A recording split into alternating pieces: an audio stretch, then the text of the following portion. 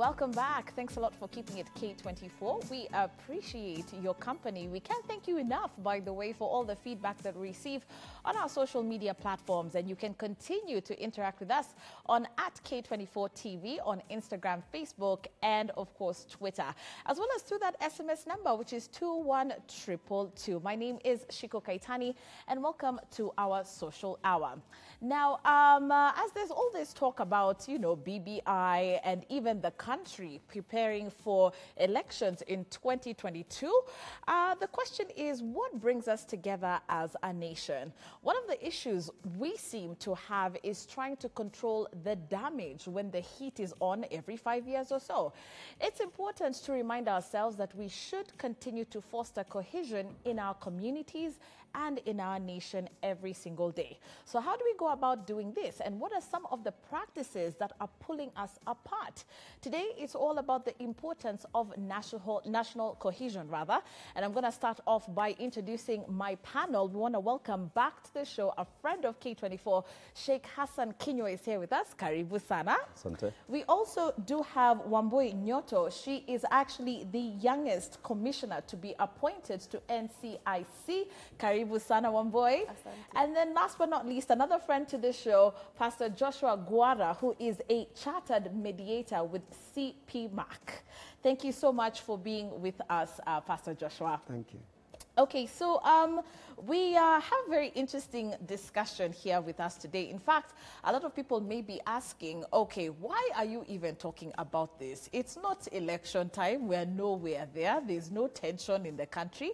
What's the importance of talking about this? So let me start off with you about why have this discussion so early on, as we gear up, so to speak, for even, something like the elections. Yes, first I must thank you so much for inviting me at this particular moment. Yeah. And the importance of having this discussion now is because we are already in 2022 elections mode, as we have seen with politicians. Yeah. We remember when they were at Bomas of Kenya with the BBI issue, we realized that there was one part of the nation which was highly cheered in, where others were locked out. That is not good for the nation, because you look at, for example, the second in power being pushed out in a way, but trying to force himself in and his group being set aside. So what we are realizing is that although we are talking of building bridges initiative, but some of us are looking at breaking bridges initiative in a way. So we have to work to realize and make sure that it is building bridges initiative, not breaking bridges initiative. It's true, and there's lots of talk about whether or not the BBI is causing more of a divide, or is it bringing us together? Yes. But Joshua, bringing you in on this, why don't you start by also defining what we mean by cohesion and integration? What do those words mean? Thank you, Shiko. Once again, I want to thank you for inviting me for this kind of discussion this morning. Cohesion is a very simple word. It simply means a glue. The things that brings us together as a nation, where we find our nationality. And it goes straight away to the aspect of our culture. Right. And of course, when you talk of cohesion, we straight away think about the positive culture, because at the same time as a nation, we have got negative cultures. Like, for example, corruption. Of course, no one would want to inherit the spirit of corruption. And so cohesion are those positive cultures that binds us together as a society, as a community, as a Kenyan nation. Yes. All right. Wambui, the National Cohesion and Integration Commission is there, of course. It's present. We hear about it. And first of all, let me start off by congratulating you as the youngest commissioner ever. You've made history, actually, right? I hope it feels good. It does feel good, But a lot of questions as to what exactly is the mandate of this commission. What do you do on the ground? Well, thank you, Shiko, also for inviting me here. As the NCIC, we have a wide mandate.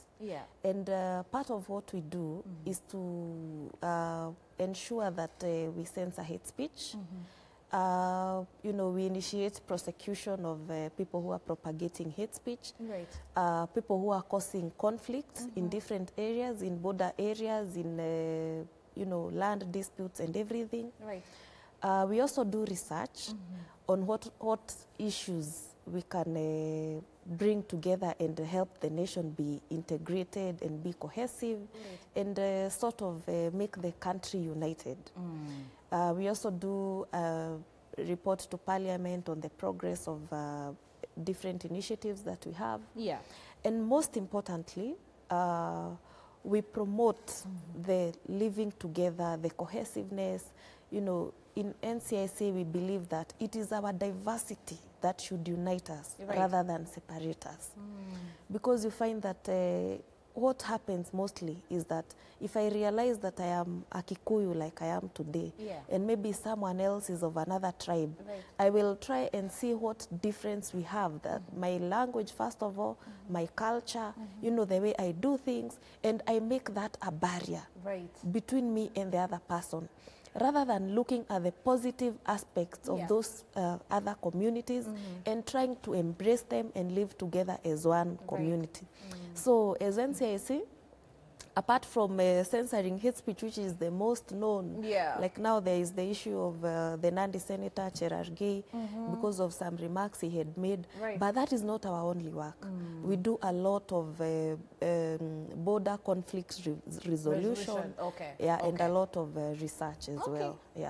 Sheikh Kinyua, she mentioned something very interesting in terms of what could be fueling conflict. The fact that, of course, our language or our tribes could be it. Tell us about what is actually causing us to have all these divisions as a society, in your opinion. And even before I proceed, I congratulate my sister for having that position. Thank you. And I think we see at least some changes in our country, and that is what we want. But what we request from our sister from the onset, let her show the youthness she has in that commission. Let her not, let her not enter into that commission, then act like those wazes who don't think about anything about the youth, because we'll be watching. Now, what causes the problem in our country, my sister, is the issue of inequality in the sharing of our resources, not only natural resources, but our resources. And you know, many times we talk about the issue of tribalism being the problem, corruption being the problem. All those are not the problems. The major problem we have in our country is the issue of opportunity. Shiko comes into the commission now. Instead of thinking of how do I improve the lives of Kenyans, she looks at, by the time I finish my 5-year term, how much will I have made from this commission? And that's when now, when she enters there, irrespective of her tribe, they become one tribe, the tribes of thieves. You look at, for example, our governors. Anyone who become a governor in this country, they lie to people. We will do this, we'll do this, we'll do this. It's just trying to get where he is going to. But what I'm trying to say, for example, and I'm so right, and you'll call me here, I've been here, and many of the things we have always said always come true. Almost 90% of sitting governors will not be re-elected because they have made the governorship a place for opportunity to eat. Then they appoint the CECs. The CECs also come from different tribes, but when they come there, they become one tribe. They become one tribe. How do we eat together? The chief officers, who are supposed to be the accounting officers, the same things. Coming, for example, to the office of the presidency. Those who are elected or nominated or appointed to become our cabinet secretaries, they don't come there to serve the people. They look at, after 5 years, how much will I have made from this position? The PS in the other side, who is supposed to be the accounting, they have the same agenda. So the agenda trickles down to everyone in the down there. So for you, the Wanjiko is only looking at it from that perspective, that I don't have the opportunities, all the opportunities are up there. Up there. And you see, folks, you have made, you have mentioned the word Wanjiko. We had discussion before coming in here with my brother. Yeah. The term Wanjiko, as it's used for Walalahoi. Those people in Kibera, Huruma, Madare. And those are the people who elect these people to come and steal. So Wanjiko must also change their minds and elect people of integrity from now. Wow. Just going back to even what Wambui had said, Pastor Joshua, in terms of, looking at conflict and, trying to find ways on how to resolve some of these conflicts on a national level, does that apply? And when we talk about cohesion on the family level? Yes, I agree 100%, Shiko, and I just want to pick it where my brothers left it. Yeah. That if we want to bring a lasting solution to the kind of challenges we're having as a society, we must approach things downward up, not upward down. Because you have tried upward down, it has failed. It's not working. It's not working. Yeah. And where are we supposed to begin? Right. Where he has mentioned, Wanjiko has been used as kind of stereotyping and, profiling a segment of the society as those who are wananchi wa kawaida. And this is one of the tags that I just want to urge Kenyan society, that we must now shrug off this and reach a point, say that we must redefine our identity. Right. Because we are not wananchi wa kawaida. Shiko, you are created so uniquely. My brother was created so uniquely. Yeah. So is that person from Kibera? So is that person from Kibera. Right. And the fact that you're not, riding on a chopper doesn't mean that you are a mwananchi wa kawaida. Because the word kawaida is so kind of demeaning because it means that you are not unique in any sense. Yeah. And that is why no wonder you find our voting is kawaida. Our economic lifestyle is kawaida. Yes. And so we remain average.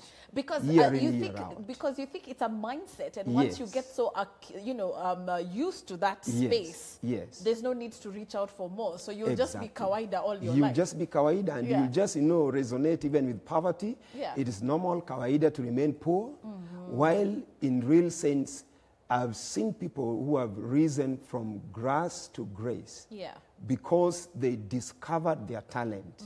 What we need to do is just to discover our talent and now shrug off that mentality of being kawaida and ride on that talent and stop the mentality of job seekers and think innovatively of being job creators. Okay. When you think in that style, then that person who is not a mwananchi wa kawaida will reach a point and realize, okay, things are changing. And that there are opportunities for all. Yes. Before you come to her, please make sure that people, when you're talking of them realizing their talent, should not be the talent on how to eat and steal from the coffers of the public, because that's one of the talents Kenyans are using. That is a vice. Even as you have explained what the mandate is of NCIC, when we talk about going down to the grassroots level, the way Joshua has brought it up, is your presence being felt in regards to actually trying to foster peace, cohesion? Are you doing, we talked about a Nyumba Kumi initiative sort of type of style, whereby you see NCIC on the ground, talking to people, going to schools, educating people about why they need to promote peace, so to speak? Yeah, sure. We have done a lot, and if you can actually check into our website, there are very many cases resolved by NCIC, which are family. Family, border, political. Many issues have been resolved by NCIC. But what happens so that we are not felt in that manner is that the media focuses on the hate speech part, and the national part, so to speak. But we are doing a lot huko mashinani. Actually, we rarely sit at the headquarters. We are always out there, trying to solve issues. We have mediators. We have people who go to speak to people and try to, sort of unite them. Yeah. But a lot is needed, especially politically. Okay. Because the biggest challenge is that, for example, someone goes out there and speaks something that is likely to cause ethnic hatred between us and other people, you know, the people or the followers of that particular person will be up in arms to NCIC, you know, because they feel that you have touched their mtu wao. So I think the tribalism, the, you know, politics which are not really divisive politics, which really do not help this country, is what pulls back NCIC.